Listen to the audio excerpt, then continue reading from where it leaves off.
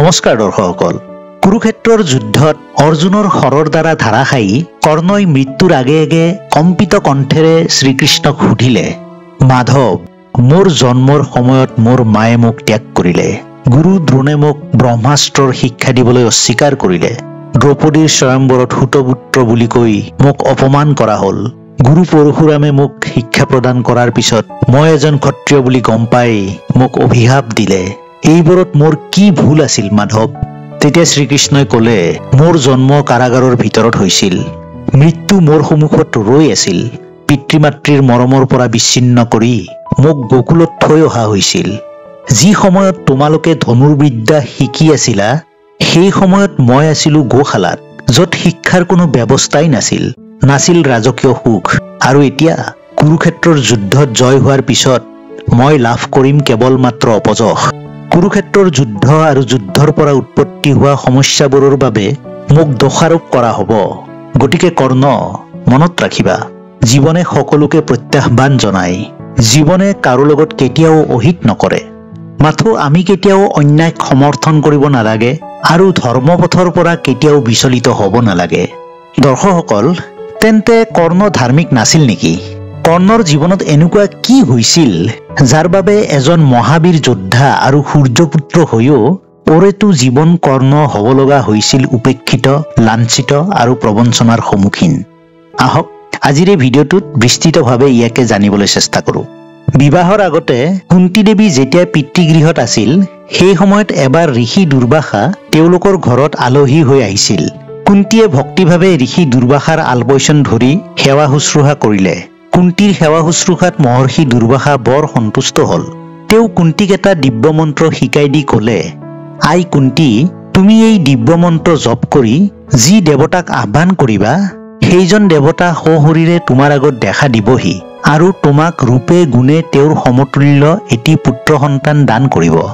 বৰ লাভ কৰাৰ পিছত যৌৱনসুলভ চঞ্চলতাৰ বাবে কুন্তীয়ে ধৈৰ্য ধৰিব নোৱাৰিলে। মুনিয়ে দিয়া মন্ত্ৰগুণৰ পৰীক্ষা কৰি চাবৰ বাবে তেওঁৰ মনত অদম্য হেঁপাহ জাগি উঠিল। ঋষি দুৰ্বাসাৰ প্ৰস্থানৰ পিছতেই কুন্তীয়ে মন্ত্ৰটো জপ কৰি সূৰ্য দেৱতাক ধ্যান কৰিলে।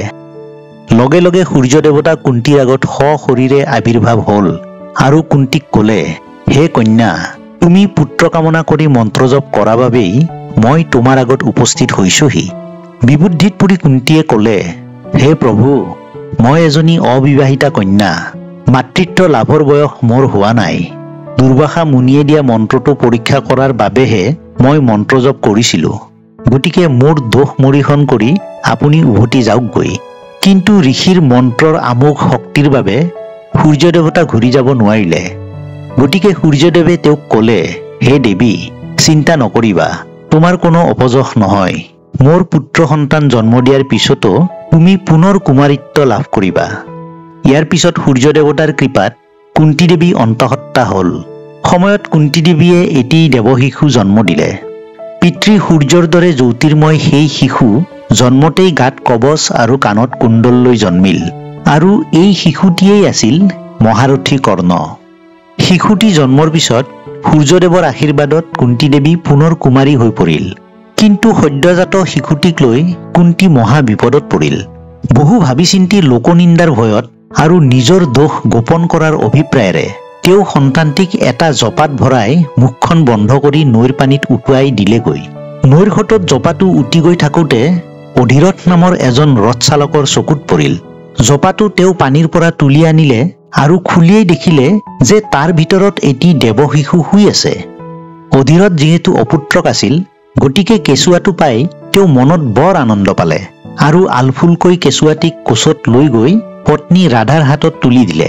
কেঁচুৱাটি হাতত পাই ৰাধাই মাতৃত্বৰ অনাবিল মমতাৰে কেঁচুৱাটিৰ যত্ন ল'বলৈ ধৰিলে। এনেদৰেই অধিৰথ আৰু ৰাধাই পুত্ৰ স্নেহেৰে প্ৰতিপালন কৰি কুন্তীৰ পুত্ৰ কৰ্ণক ডাঙৰ দীঘল কৰিলে। কিন্তু ৰাইজৰ মাজত তেওঁ ৰাধাৰ পুত্ৰ বুলিহে পৰিচিত হ'ল। সেয়েহে কৰ্ণৰ আন এটা নাম হ'ল ৰাধেয়। মহাভাৰতত উল্লেখিত সম্ভৱ পৰ্ব অনুসৰি কৌৰৱ আৰু পাণ্ডৱৰ লগতে কৰ্ণয়েও গুৰু দ্ৰোণাচাৰ্যৰ ওচৰত অস্ত্ৰবিদ্যাৰ শিক্ষা গ্ৰহণ কৰিছিল। গুৰু দ্ৰোণাচাৰ্যৰ ওচৰত শিক্ষা গ্ৰহণ কৰি থকাৰ সময়তে কৰ্ণ আৰু পাণ্ডৱসকলৰ মাজত বিদ্বেষৰ ভাৱ উৎপন্ন হৈছিল। দুৰ্যোধনৰ লগত লগ লাগি কৰ্ণই প্ৰায়ে পাণ্ডৱসকলক তুচ্ছ তাচ্ছিল্য আৰু ইটিকিং কৰিছিল। কৰ্ণই লক্ষ্য কৰিছিল যে ধনুৰ্বিদ্যাত অৰ্জুনৰ পাৰদৰ্শিতাই গুৰু দ্ৰোণক প্ৰভাৱিত কৰিছে। এই কথাই কৰ্ণৰ মনত অৰ্জুনৰ প্ৰতি ঈৰ্ষাভাৱ জগাই তুলিলে। গতিকে কৰ্ণই বিচাৰিছিল যাতে তেওঁ সকলো ধৰণৰ অস্ত্ৰ শস্ত্ৰ বিদ্যাত অৰ্জুনতকৈ নিজক অধিক শ্ৰেষ্ঠ বুলি প্ৰতিপন্ন কৰিব পাৰে আৰু অৰ্জুনক পৰাজিত কৰিব পাৰে। মহাভাৰতৰ শান্তি পৰ্ব অনুসৰি এবাৰ এই উদ্দেশ্য মনত লৈ কৰ্ণ গুৰু দ্ৰোণাচাৰ্যৰ ওচৰলৈ গ'ল আৰু ক'লে, গুৰুদেৱ, মই অৰ্জুনক যুদ্ধত পৰাজিত কৰিব বিচাৰোঁ। গতিকে আপুনি মোক ব্ৰহ্মাস্ত্ৰৰ শিক্ষা প্ৰদান কৰক। কৰ্ণৰ এই কথা শুনি দ্ৰোণাচাৰ্য স্তম্ভিত হৈ পৰিল। অৰ্জুনৰ পাৰদৰ্শিতাই দ্ৰোণাচাৰ্যক নিশ্চয় প্ৰভাৱিত কৰিছিল, কিন্তু কৰ্ণই যে কেৱল মাত্ৰ নিজক শ্ৰেষ্ঠ আৰু অৰ্জুনক সেৱা প্ৰতিপন্ন কৰিবলৈহে ব্ৰহ্মাস্ত্ৰৰ শিক্ষা গ্ৰহণ কৰিব বিচাৰিছে সেয়া বুজিবলৈ বাকী নাথাকিল। গতিকে কৰ্ণক ব্ৰহ্মাস্ত্ৰৰ শিক্ষা দিয়াৰ পৰা ফালৰি কাটিবলৈ গুৰু দ্ৰোণে ক'লে, বৎস, ব্ৰহ্মাস্ত্ৰৰ জ্ঞান কেৱল মাত্ৰ ব্ৰহ্মচাৰী ব্ৰাহ্মণ নাইবা কোনোবা তপস্বী ক্ষত্ৰিয়ইহে লাভ কৰিব পাৰে। তাৰ বাহিৰে আন কোনোৱে এই জ্ঞান লাভ কৰিব নোৱাৰে। গুৰু দ্ৰোণৰ ওচৰত ব্ৰহ্মাস্ত্ৰৰ জ্ঞান লাভৰ পৰা কৰ্ণ বিমুখ হ'ল। কিন্তু কৰ্ণ দৃঢ় প্ৰতিজ্ঞ যে তেওঁ ব্ৰহ্মাস্ত্ৰৰ জ্ঞান যিকোনো প্ৰকাৰে লাভ কৰিহে এৰিব। কৰ্ণৰ এই চিন্তাটোৱেই তেওঁক অসৎ পথ বাছি ল'বলৈ বাধ্য কৰিলে। ব্ৰহ্মাস্ত্ৰৰ জ্ঞান প্ৰাপ্তিৰ বাবে এইবাৰ কৰ্ণই গৈ পৰশুৰামৰ ওচৰ পালে। কিন্তু কৰ্ণই ইয়াতো অধৰ্মৰ আশ্ৰয় ল'লে আৰু এয়াই আছিল কৰ্ণৰ জীৱনৰ আটাইতকৈ ডাঙৰ ভুল, যিয়ে শেষত গৈ কৰ্ণৰ বিনাশৰ কাৰণ হৈ পৰিছিল। পৰশুৰামৰ ওচৰলৈ গৈ কৰ্ণই ক'লে, গুৰুদেৱ, মই এজন ব্ৰাহ্মণ আৰু আপোনাৰ ওচৰত অস্ত্ৰ শস্ত্ৰ শিক্ষাৰ লগতে ব্ৰহ্মাস্ত্ৰৰ জ্ঞান আহৰণ কৰিব বিচাৰোঁ। কৰ্ণৰ কথাত বিশ্বাস কৰি পৰশুৰামদেৱে কৰ্ণক শিষ্য হিচাপে গ্ৰহণ কৰিলে আৰু বিভিন্ন ধৰণৰ অস্ত্ৰ শস্ত্ৰ শিক্ষা দিয়াৰ লগতে ব্ৰহ্মাস্ত্ৰৰ শিক্ষাও প্ৰদান কৰিলে। এবাৰ বহুদিন ব্ৰত পালনৰ অন্তত গুৰু পৰশুৰামৰ ভাগৰ লগাত তেওঁ কৰ্ণৰ কোলাত মূৰ থৈ শুই আছিল। তেনেতে জংঘলৰ পৰা বিষাক্ত শুং থকা পোক এটা আহি কৰ্ণৰ কৰঙনত কামুৰি দিলে। কামোৰা অংশৰ পৰা কৰ্ণৰ ৰক্তক্ষৰণ হ'বলৈ ধৰিলে আৰু অসহ্য বিষ যন্ত্ৰণাই তেওঁক আমনি কৰিলে। কিন্তু গুৰুৰ টোপনিত যাতে ব্যাঘাত নহয় সেই ভাবি কৰ্ণই বিষ যন্ত্ৰণাক আওকাণ কৰি লৰচৰ নকৰাকৈ বহি থাকিল। কিছু সময় পিছতে টোপনিৰ পৰা সাৰ পাই পৰশুৰামে কৰ্ণৰ কৰঙনৰ পৰা তেজ নিগৰি থকা আঘাতটো প্ৰত্যক্ষ কৰিলে। বিষাক্ত কীটে কামোৰাৰ পিছতো কৰ্ণই এনেদৰে সহ্য কৰি থকা দেখা পাই পৰশুৰাম হতভম্ব হৈ ক'বলৈ ধৰিলে, বৎস, তুমি ব্ৰাহ্মণৰ সন্তান হ'বই নোৱাৰা। এনে যন্ত্ৰণাদায়ক বিষাক্ত পোকৰ কামোৰ এজন ক্ষত্ৰিয়ৰ বাহিৰে আন কোনেও সহ্য কৰিব নোৱাৰে। গতিকে কৰ্ণ, সঁচা কথা কোৱা, তুমি আচলতে কোন হয়?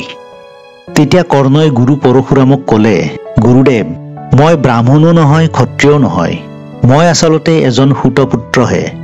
ব্ৰহ্মাস্ত্ৰৰ জ্ঞান লাভ কৰাৰ বাবেহে নিজক ব্ৰাহ্মণ বুলি মিছা কথা কৈ আপোনাৰ শিষ্যত্ব গ্ৰহণ কৰিছিলোঁ।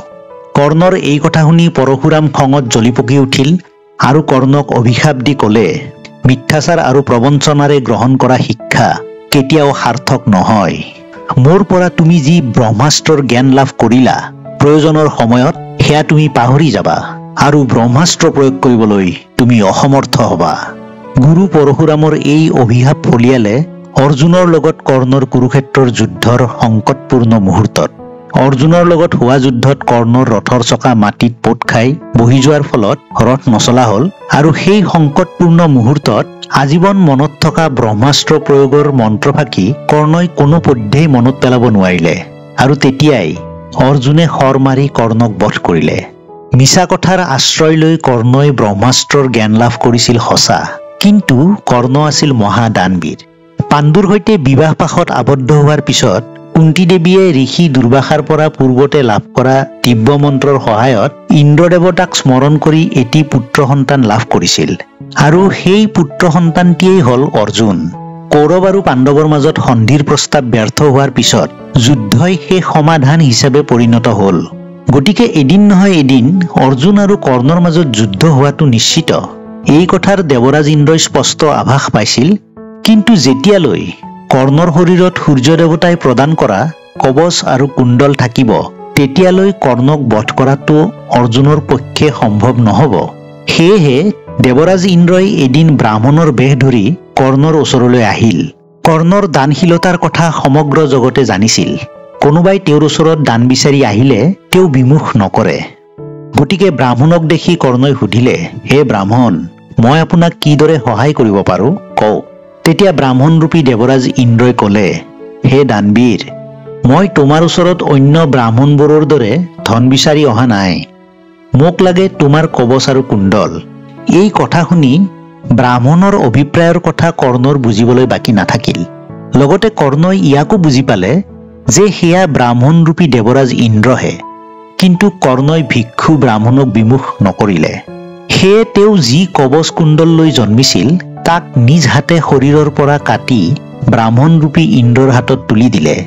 কৰ্ণৰ এনে দানশীলতা দেখি দেৱৰাজ ইন্দ্ৰই বিস্ময় মানিলে আৰু প্ৰসন্ন হৈ নিজ ৰূপ ধাৰণ কৰি কৰ্ণক ক'লে, হে কৰ্ণ, তুমি সঁচাই দানবীৰ। মই প্ৰসন্ন হৈছো। গতিকে তোমাক কি বৰ লাগে কোৱা। কৰ্ণই হাতজোৰ কৰি ক'লে, প্ৰভু, দিয়ে যদি মোক শত্ৰু নিধন কৰিব পৰা এপাত শক্তিশাল প্ৰদান কৰক। দেৱৰাজ ইন্দ্ৰই তেওঁৰ প্ৰাৰ্থনা শুনিলে, কিন্তু লগতে এটা চৰ্ত বান্ধি দি ক'লে, হে কৰ্ণ, তোমাক মই এই শক্তিশাল প্ৰদান কৰিলো। এই শক্তিশাল মাত্ৰ এজন শত্ৰুৰ বিৰুদ্ধে আৰু মাত্ৰ এবাৰহে প্ৰয়োগ কৰিব পাৰিবা। তেওঁ যিয়েই নহওক কিয় এই অস্ত্ৰৰ প্ৰহাৰত তেওঁৰ মৃত্যু নিশ্চিত। কিন্তু শত্ৰুক নিধন কৰাৰ পিছতেই খেলপাত পুনৰ মোৰ ওচৰলৈ উভতি আহিব।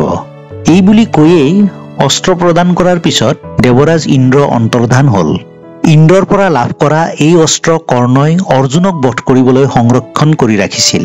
কিন্তু মহাভাৰতৰ যুদ্ধত ভীমৰ পুত্ৰ ঘটোৎকচে যেতিয়া কৌৰৱ সেনাৰ মাজত নৰসংহাৰ সৃষ্টি কৰিলে, তেতিয়া ঘটোৎকচক বধ কৰিবলৈ কৰ্ণই ইন্দ্ৰৰ পৰা লাভ কৰা এই শক্তিশাল প্ৰয়োগ কৰিলে। নিমিষতে ঘটোৎকচৰ মৃত্যু হ'ল আৰু ঘটোৎকচৰ মৃত্যুৰ পিছতে অস্ত্ৰপাত ইন্দ্ৰৰ ওচৰলৈ ঘূৰি গ'ল। গতিকে অৰ্জুনক বধ কৰিবলৈ কৰ্ণৰ হাতত মহাশক্তিমান অস্ত্ৰ নোহোৱা হ'ল। এইফালে কবচ আৰু কুণ্ডলবিহীন কৰ্ণক বধ কৰিবলৈ অৰ্জুনৰ পথ মুকলি হৈ পৰিল। গতিকে দৰ্শকসকল, কৰ্ণৰ জীৱনৰ পৰা আমি ইয়াকেই শিকিবলৈ পাওঁ যে আমি কেতিয়াও ঈৰ্ষাপৰায়ণ হোৱা উচিত নহয়। আমাৰ জীৱনত যিমানেই সংঘাত নাইবা দুৰ্যোগ নাহক কিয়, আমি কেতিয়াও অনৈতিকতা আৰু অধৰ্মৰ আশ্ৰয় ল'ব নালাগে। আৰু আমি যদি কাৰোবাক কিবা প্ৰতিশ্ৰুতি দিওঁ তাক আমি সদায় ৰক্ষা কৰিব লাগে। দৰ্শকসকল, আজিৰ এই ভিডিঅ'টো আপোনালোকৰ কেনেকুৱা লাগিল ভিডিঅ'টোৰ কমেণ্ট বক্সত কমেণ্ট কৰিবলৈ নাপাহৰিব। লগতে দৰ্শকসকল, এতিয়ালৈকে যদি আপোনালোকে মোৰ এই চেনেলটো ছাবস্ক্ৰাইব কৰা নাই, অনুগ্ৰহ কৰি ছাবস্ক্ৰাইব কৰি ল'ব আৰু ওচৰতে যিটো বেল আইকন আছে বেল আইকনটো প্ৰেছ কৰি ৰাখি দিব। তেতিয়াহ'লে আগলৈ আহিবলগীয়া এনেকুৱা ধৰণৰ নতুন ভিডিঅ'বিলাকৰ আপডেট আপোনালোকে পাই থাকিব। গতিকে দৰ্শকসকল, আজিৰ ভিডিঅ'টো এইখিনিতে শেষ কৰিছোঁ। ধন্যবাদ।